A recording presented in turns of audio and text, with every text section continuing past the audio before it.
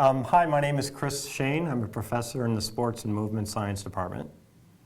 And I'm Elizabeth Duclos Orsello. I'm a professor in the Interdisciplinary Studies Department. I coordinate the American Studies program, and I wear a hat here as faculty fellow for service learning. We're here today to talk about a service learning project that was organized as part of a first-year learning community, which linked over 2 years, 2 different groups of students, 15 to 20 students apiece, who were in 3 courses that were connected, a history course, a first-year interdisciplinary studies seminar, and a health and wellness course taught by 3 faculty members. We spent a fair amount of time in the summer leading up to this learning community meeting with and working with a community partner, which is LifeBridge Seeds of Hope, which both is a shelter for persons who are homeless and also a transitional housing program and advocacy life skills organization here in Salem.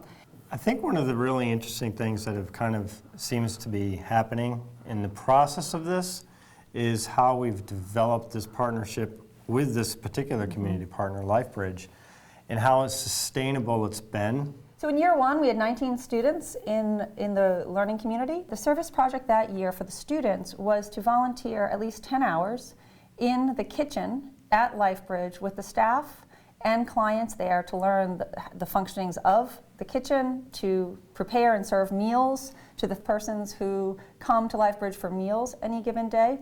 And those meals and those recipes that the students developed were then rolled into some of the offerings at LifeBridge. And this project developed because the director of LifeBridge was very much interested in expanding the food offerings that they had and really thinking through what could be done in an industrial kitchen that was broader and more diverse in some ways than had happened in the past.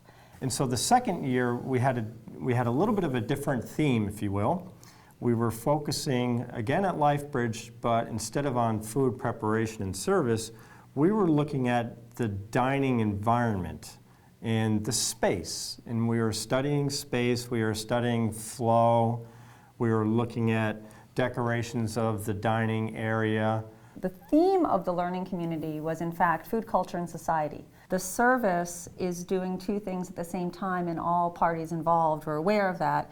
It was helping our students learn, and that's the key to academic service learning, is that the service is a text. It's a text that's being written as the service is happening that students then are learning from, and we as faculty are helping them unpack what they're learning and link it to other course texts and course materials.